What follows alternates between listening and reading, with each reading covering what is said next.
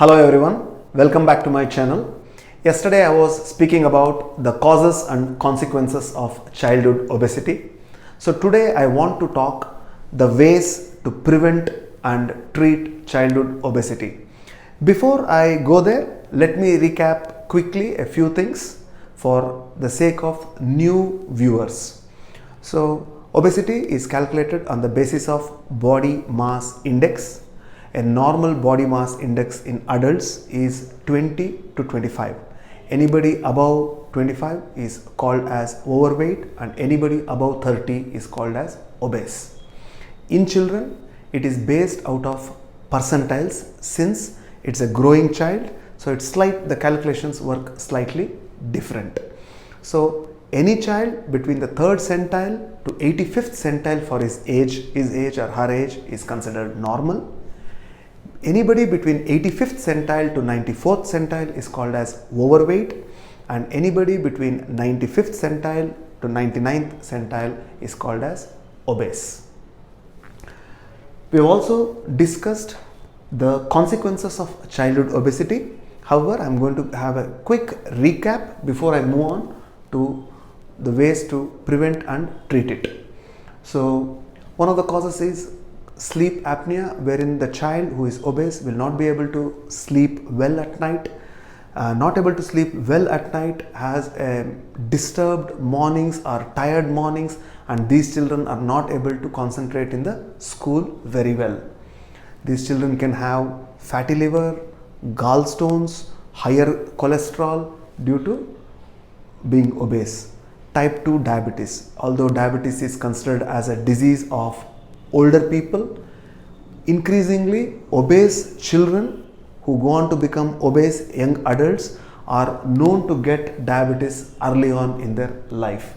They also suffer from some of the cardiovascular complications such as high blood pressure, high cholesterol, increased chances of heart attacks or stroke in their younger adult life. Because of overweight, they also have issues with walking. They may have a flat foot, they may have a knee pain or a hip pain. Coming to the psychological issues, these children suffer from a negative body image. They have low self-esteem about them, so they are very reluctant to participate in any team activities or sporting activities.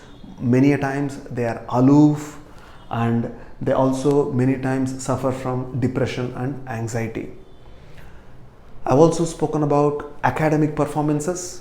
So research says that compared to obese children and normal children, obese children do poorer in school studies.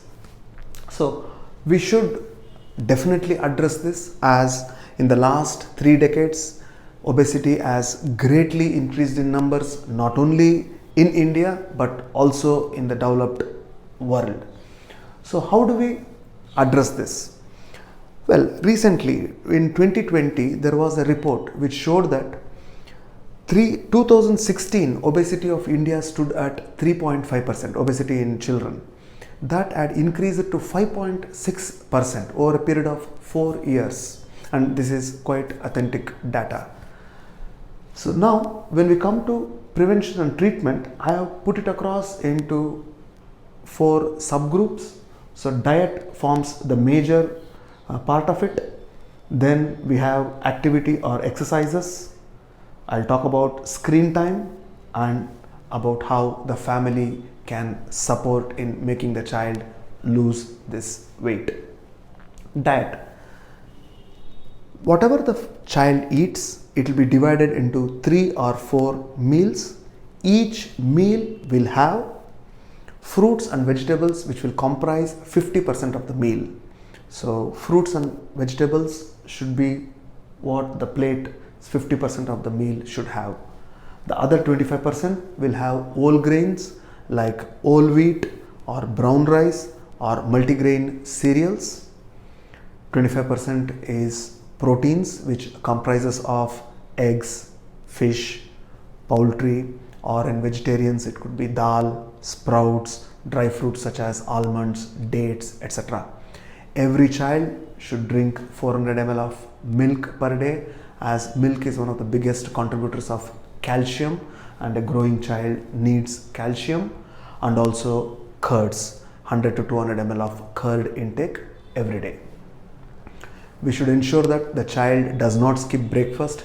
Any child, first of all, before even I go to breakfast, we should ensure that the child sleeps well for 8 to 9 hours in the night, which means the child should be compulsorily at bed by 9:30, 10 p.m. so that this child can wake up between 6:30 to 7. They still will have 45 minutes to 1 hour to get ready before they are off to school. So once they wake up early, they will have enough time to get ready and have a breakfast. A child who has had breakfast probably will not go towards mid snacking, because people who skip breakfast will always go towards mid snacking, and most times it will be unhealthy snacks. We should avoid sugary drinks, especially sugary juices, fruit juices, beverages such as Pepsi, Coke, 7-Up, etc. We should, as far as possible, avoid bringing sweets, cakes, cookies to house, because once we bring them, they are always available in the table or the kitchen, and the children will know where to go and get them. Whenever a child is hungry, their hand will always go towards easily available snack, and most times these easy available snacks are the unhealthy choices. So it is good if parents avoid buying this stuff or not keeping them at home, and make fruits or portions of vegetable easily available to the child, so that whenever the child is hungry, their hand should go and reach out for a fruit. Encouraging the child to have meals with family is always a good idea. If you are not able to have all the 3 meals together, at least 1 meal a day should be compulsorily done, so the parents can see what the child is eating, and also parents can gently nudge the child to have more vegetables and probably a fruit after the meal. So I think diet forms the major constituent in preventing and treating childhood obesity. I feel 60 to 70% of the work is done if we are able to concentrate on this part. The second part is activity and exercises. If there is a possibility that the child could walk to school, or in older kids, if they could cycle to school in nearby schools and less congested neighborhoods, it's a great idea. However, if the children are not able to do that, once the children come back from school 3:30, the child should have a small fruit or something and should compulsorily go to play.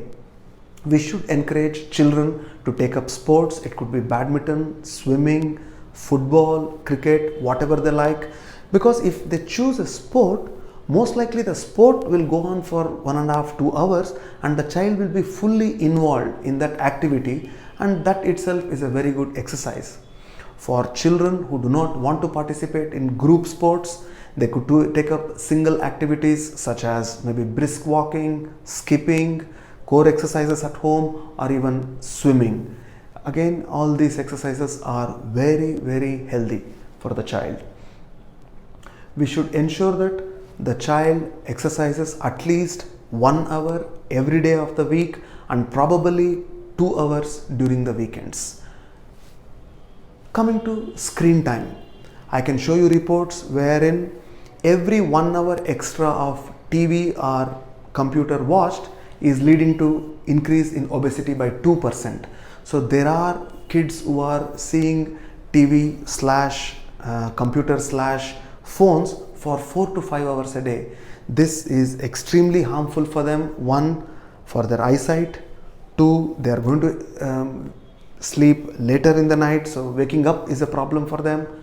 3rd, they are having a sedentary lifestyle, so this will add on to calories. And most children who are sitting ideally in front of the screen are most likely to pick up snacks as well, which will further add to this obesity. So preferably, apart from school activity, which currently because of the COVID pandemic is going through online, apart from that school activity, parents should restrict screen time to 1 to 1.5 hours in the weekdays and maybe 2 hours on Saturday and Sunday. Definitely not more than that. Parents could also make a trade-off. If the child were to exercise 1 hour every day, they will get a screen time of 1 hour. In the weekends, if the child can exercise 2 hours, then they will get a screen time of 2 hours. So children understand this trade-offs very well. So this might push them to do exercise more diligently. Family support. Family is a very important part of this childhood obesity. Parents should not scream or shout at children. They should be having a one-to-one conversation. They should patiently listen to the child, where they are coming from. If possible, and if parents do have the time, parents also should go and spend an hour doing the exercise with the child, either in the mornings or evenings, or at least during the weekends. So once the parent is also doing the exercise, children greatly get encouraged by it. Next, when we cut off the screen time to the kids, parents also should reduce their own screen time when children are there, so that the children should feel there is support coming from their parents. Parents also should stop or reduce getting beverages such as Pepsis and Cokes to home, and also they should avoid having snacks. So then what happens is the child feels parents also are walking the talk with the child, and this encouragement might eventually lead the child to have a positive image and work more towards losing those extra kilograms. Thank you.